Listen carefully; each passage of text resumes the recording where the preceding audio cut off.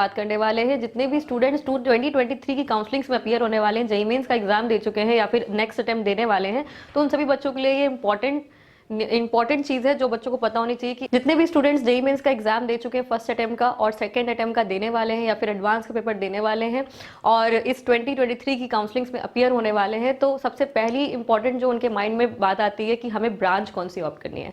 तो ब्रांच के लिए लेके CS, IT या फिर अदर कोई ब्रांचेज, एरोस्पेस हो गई या फिर नैनो टेक्नोलॉजी से रिलेटेड कोई ब्रांच हो गई, बायोटेक्नोलॉजी हो गई, तो वो हमें कौन सी ब्रांचेस लेनी चाहिए। तो इसके लिए बहुत एक दिमाग में अभी आपके द्वंद चल रहा है कि हम क्या करेंगे। तो उसमें बेस्ड एक आर्टिकल, ब्रांच कौन सी ऑप्ट करनी चाहिए, इससे रिलेटेड एक आर्टिकल में देख सकते हैं जो कि former IIT Delhi director V Ram Gopal Rao ji ने यहाँ पे आर्टिकल मेंशन किया और इसी की रिगार्डिंग आज हम लोग इस वीडियो में डिस्कस करने वाले हैं कि कौन सी और ब्रांचेस हो सकती हैं जिसको कि आप देख सकते हो और आप उसमें स्कोप अपना फाइंड आउट कर सकते हैं। Hello students, welcome to our YouTube channel the Menta. Students, आप जितने भी इंजीनियरिंग के लिए एडमिशन्स लेना चाहते हैं, सबसे पहला प्रश्न ये आता है कि हमें कौन सी ब्रांच ऑप्ट करनी है। ब्रांच के लिए लेके बच्चे बहुत ज़्यादा परेशान रहते हैं कि मुझे CSE या IT ही लेनी है क्योंकि उसके अलावा और कोई स्कोप नहीं है। ऐसा एक माइंडसेट बन गया है बच्चों के अंदर। तो बच्चों, आज हम इस वीडियो में यही डिस्कस करेंगे कि CSE के अपार्ट भी बहुत सारे ऐसे स्कोप्स हैं, ब्रांचेज हैं जिनमें आप अच्छे से योगदान दे सकते हैं, बीटेक डिग्री कर सकते हैं और आगे भी आप रिसर्च फील्ड में जा सकते हैं। तो काफ़ी सारे बच्चे रिसर्च तक नहीं जा पाते हैं। क्यों? इसका भी बहुत बड़ा कारण है कि बच्चे जो बीटेक कर लेते हैं यही सोचते हैं कि हमें जल्दी से जॉब मिल जाएगी, जल्दी से नौकरी हमारी लग जाएगी और वो एक जल्दी से एक अपने करियर में पिक कर सकते हैं, अपने करियर को एक बूस्ट दे सकते हैं और किसी डिग्री में ऐसा नहीं होता है। तो ये सब थोड़ी सी धारणाएं हैं बच्चों के मन में जो धीरे धीरे समय के साथ उनके एनवायरनमेंट में जो रहते हैं, जो उनके कजन्स हैं या फिर रिलेटिव्स हैं, तो वही सारी चीज़ें वो देखते हुए आगे बढ़ते हैं। बट बच्चों में बता दूं कि CSE IT के अपार्ट भी काफ़ी ऐसी ब्रांचेस हैं जिनमें आप आगे स्कोप अपना देख सकते हैं और बहुत अच्छा आप इंडिया के लिए या फिर आप अदर कंट्री में भी अगर आप जाना चाहते हैं तो आप उस फील्ड में एक अपना नाम रोशन कर सकते हैं। तो बच्चों, CSE is not the only field with opportunities. This is our tagline for today's video. So बच्चों, हम देख लेते हैं कि जो CSE के अपार्ट भी क्यों आपको करना चाहिए अदर ब्रांचेस से भी। जैसा कि अगर हम देखें कि जो आपके स्टूडेंट्स होते हैं, जो आपके आसपास में आपके फ्रेंड सर्कल में हैं, वो सबसे पहले आपको इन्फ्लुएंस कर देते हैं। आपका इन्फ्लुएंसिंग फैक्टर सबसे ज़्यादा वही हो जाता है। तो इसमें हम ये देखने वाले हैं कि जो फियर ऑफ मिसिंग फैक्टर है, जो बच्चों के अंदर मन में बसा हुआ है कि कहीं हमसे कुछ छूट ना जाए या फिर हम कहीं कोई अच्छी ब्रांच अगर हम ले रहे हैं, CS IT जैसे उनके मन में एक अच्छी ब्रांच की धारणा बनी हुई है, तो वो हमें नहीं मिल रही अगर, तो फिर हम बहुत कुछ छोड़ दे रहे हैं, ऐसी एक धारणा बन गई है मन में। तो ऐसा नहीं है। अदर ब्रांचेस के बारे में आज हम लोग डीप में डिस्कशन करने वाले हैं। इंडिया में अगर हम देखें तो बायोटेक्नोलॉजी ने काफ़ी बढ़ोतरी की है, बहुत अच्छी प्रोग्रेस हुई है और वैक्सीन मैन्युफैक्चरिंग में भी काफ़ी अच्छे इंडिया ने यहाँ पे प्रेजेंट किया है, अपने वैक्सीन्स बनी है यहाँ पे इंडिया में। तो आपको तो पता ही है कि बहुत सारी चीज़ें हम अदर कंट्रीज से लेते हैं, प्रोडक्ट्स परचेज करते हैं या फिर तब हम इंडिया में यहाँ पे सेल आउट करते हैं। तो ये सारी चीज़ें अगर हम अवॉइड करें तो उसके लिए हमें रिसर्च फील्ड में ज़्यादा से ज़्यादा इंजीनियर्स की रिक्वायरमेंट है। रिसर्च फील्ड में जाने के लिए बच्चे बहुत कम इच्छुक रहते हैं। ऐसा क्यों होता है ये भी हम देख लेंगे। अगर हम देखें सेमीकंडक्टर्स, जो हम जितनी भी टेक्नोलॉजीज यूज़ करते हैं उसमें हमें सेमीकंडक्टर्स की रिक्वायरमेंट रहती है और उसके लिए हमें एक perfect mechanical engineer and chemical engineer की ज़रूरत रहती है। ठीक है, हमें ये दो इंजीनियर्स की बहुत ज़्यादा रिक्वायरमेंट है और तभी हम यहाँ पे अपना सक्सेसफुली इंडिया में यहाँ पे मैन्युफैक्चरिंग लॉन्च कर सकते हैं। माइक्रो इलेक्ट्रो मैकेनिकल सेंसर्स हो गए, ये हमारा यहाँ पे भी प्रोडक्ट ये यहाँ पे प्रोड्यूस हो सकता है, मैन्युफैक्चर हो सकता है। तो ये अभी नहीं हो रहा है, तो इसलिए जॉब भी बहुत कम मिल रही है बच्चों को। सो IT और MNC सेक्टर्स तो अपनी जॉब्स यहाँ पे ले लेते हैं, लेकिन वहाँ पे प्रोजेक्ट्स अगर नहीं ऐसे हैं जिसमें कि हमें एक डीप इनोवेशन का मतलब जो कि एक सबसे माइन्यूट लेवल की चीज़ अगर हम यहाँ पे इंडिया में प्रोड्यूस नहीं कर पा रहे हैं, दैट मीन्स हम किसी और कंट्री पे डिपेंडेंट है। तो हमें वो डिपेंडेंसी भी कम करनी है और हमें अपने ही देश में उसकी डिपेंडेंसी बढ़ानी है। ठीक है, इंटरनेट ऑफ थिंग्स भी एक अच्छी ब्रांच है, बच्चों ने ऑप्ट की है इस साल और इंटरनेट ऑफ थिंग्स से भी काफ़ी बच्चों को हेल्प मिली है अपनी और बहुत सारे बच्चों जो यहाँ पे इंटरनेट ऑफ थिंग्स से इन्होंने बीटेक करा है या फिर कोई भी ऐसी ग्रेजुएशन कोर्स की है, तो वहाँ पे आपने काफ़ी अच्छा अपना योगदान देने की कोशिश करेंगे अगर आप रिसर्च फील्ड तक भी जाते हैं तो। Almost all branches of engineering का मतलब ये हो गया कि सारी ही लमसम ब्रांचेस जितनी भी हैं इंजीनियरिंग की, वो सभी कहीं ना कहीं योगदान दे रही हैं।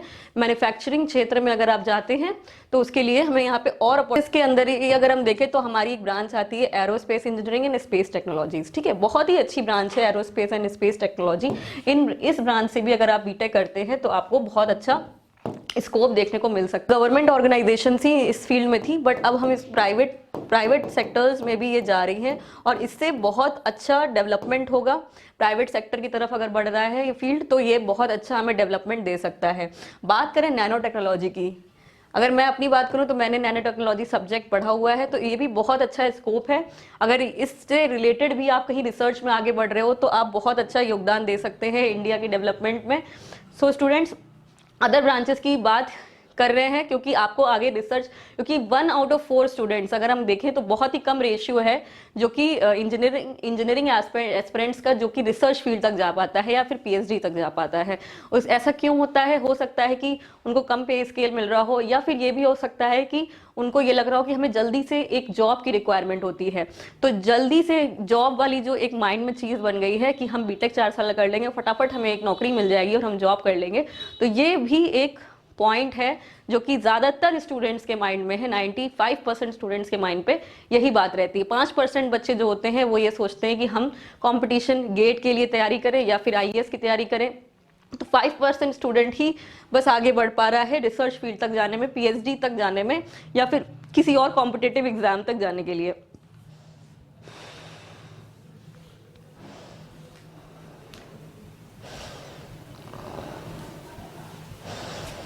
टेक्नोलॉजी की जो हमने अभी बात कही थी उससे ये साफ साफ साबित होता है कि नैनो टेक्नोलॉजी जो हेल्थ केयर सेक्टर में काफ़ी अच्छा योगदान दे रही हैं।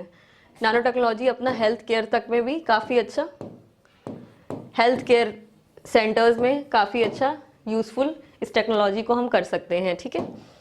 नेक्स्ट हम देखें, अगर हम देखें अपनी 1.3 बिलियन जो हमारी इकोनॉमी है उसमें हमें एग्रीकल्चर में काफ़ी टेक्नोलॉजी की रिक्वायरमेंट रहती है। और बहुत जगह पे मैंने देखा है कि काफ़ी जगह लैंड एरियाज़ में अब लोग अपनी न्यू टेक्नोलॉजीज़ को लॉन्च करके वहाँ पे अपनी एग्रीकल्चरल लैंड को यूज़फुल बना रहे हैं। तो इसमें भी बहुत ज़्यादा ज़रूरत है हमें एग्रीकल्चर एंड फूड टेक्नोलॉजी में भी अपना बीटेक में बच्चे जो जा रहे हैं वो रिसर्च फील्ड तक पहुँचे। रिसर्च फील्ड तक जाने के लिए बहुत ज़रूरी है कि आप अदर ब्रांचेस को ऑप्ट प्रेफरेंस करें और उसको समझे। फूड टेक्नोलॉजी में बच्चे कहते हैं कि हम इसमें फूड में नहीं जाएंगे, खाना बनाना पड़ेगा, ऐसा कुछ भी नहीं है। फूड टेक्नोलॉजी से रिलेटेड आपको कॉलेज भी कई बार बताया मैंने, निफ्टेम एक इंस्टीट्यूट है जिसमें कि फूड टेक्नोलॉजी से बीटेक आप कर सकते हैं। और भी ऐसे इंस्टीट्यूट्स हैं जहाँ पे फूड टेक्नोलॉजी ब्रांच है और स्कोप है काफ़ी अच्छा, प्लेसमेंट्स भी बहुत अच्छे होते हैं और आपको प्लेटफॉर्म एक मिलता है उसी में अपनी जॉब को कंटिन्यू करने का। और आगे भी रिसर्च फील्ड तक भी जाते हैं अगर आप, तो बहुत अच्छा योगदान आप दे सकते हैं। रिसर्च फील्ड तक जाने की बार बार मैं बात इसलिए कर रही हूँ क्योंकि हमें अपने इंडिया को इंडिपेंडेंट बनाना है, किसी पे ज़्यादा डिपेंडेंट नहीं होना चाहिए। तो उसके लिए हमें अपने ही इंडिया में ऐसे कोर्सेज जहाँ पे भी है वहाँ पे आगे और इसमें इम्पोर्टेंस देनी चाहिए स्टूडेंट्स को भी एंड हमारी अथॉरिटीज़ को भी, ठीक है। बिजनेस मॉडल इनोवेशन की बात करें एंड लेस देन 10% जो हमारा रेशियो, स्टडी रेशियो है यहाँ पे इंजीनियरिंग के लिए, तो वो हमारा बढ़ना चाहिए। जो फर्दर स्टडी का हायर एजुकेशन की बात करें गाइस, तो ये हमारा हायर एजुकेशन का जो रेशियो है वो बहुत ही कम है, 10% है। 10% है। इसको इस रेशियो को हमें इंक्रीज करना है, यही मैं बार बार आपको बोल रही हूँ। We will always remain the back end office. अगर ऐसा नहीं हुआ तो हम हमेशा बैक एंड ऑफिस की तरह ही वर्क करेंगे। जस्ट जितनी भी हमारी एमएनसीज कंपनीज हैं तो हम as a back end office ही वर्क करते हैं, तो हमें फ्रंट एंड में आना है, फ्रंट एंड में जाके हमें काम सारे करने होंगे, ठीक है। एक ये भी मिथ है कि हमें पीएचडी करेंगे तो हम प्रोफेसर बनेंगे और कुछ नहीं कर सकते, तो ये भी एक बहुत बड़ा मिथ है बच्चों के माइंड में। तो ऐसा नहीं है बच्चा, पीएचडी करने के बाद आप एक टॉप एमएनसी कंपनी में भी जॉब कर सकते हैं। जितने भी एमएनसीज में रिसर्च फील्ड्स हैं, आईआईटी दिल्ली की भी जैसे बात करें, आईआईटी दिल्ली में भी रिसर्च फील्ड्स को लेके काफ़ी वास्ट इन्वॉल्वमेंट हुआ है। और एमएनसी में बात करें तो आईबीएम हो गया आपका, IBM इंटेल आपकी ऐसी कंपनीज हैं, और भी ऐसी कंपनीज हैं जिसमें रिसर्च में ज़्यादा ध्यान दिया गया है। रिसर्च फील्ड को इंक्रीज करने के लिए रिसर्च में बच्चे जाएं, जो हमारे कैंडिडेट्स हैं जो कि हमेशा बैकएंड ऑफिस में ही वर्क करते हैं, तो ऐसा नहीं होना चाहिए। इसके लिए इन कंपनीज ने अपनी रिसर्च में, प्रोडक्ट्स में रिसर्च की नीड है, उसके लिए हमें PhD होल्डर ही चाहिए, ठीक है। तो PhD होल्डर आउट ऑफ, अगर हम बात करें चार में से एक है, एक PhD होल्डर ये होगा कि जो एकेडमिक पोजीशन के लिए फाइट कर रहा होगा, जो कि हमें एक टॉप इंस्टीट्यूशन में एकेडमिक पोजीशन चाहिए होती है उसके लिए। और बाकी जो 3 हमारे बच्चे हुए हैं, 3 PhD होल्डर्स, 4 में से जो एक हमारा एकेडमिक पोजीशन के लिए हो गया, और 3 जो हमारे कैंडिडेट्स होंगे वो हमारा MNCs के लिए वर्क कर रहे होंगे, ठीक है। MNCs या फिर किसी company, top startup company, research sector में आगे योगदान दे रहे होंगे उस प्रोडक्ट के लिए, ठीक है।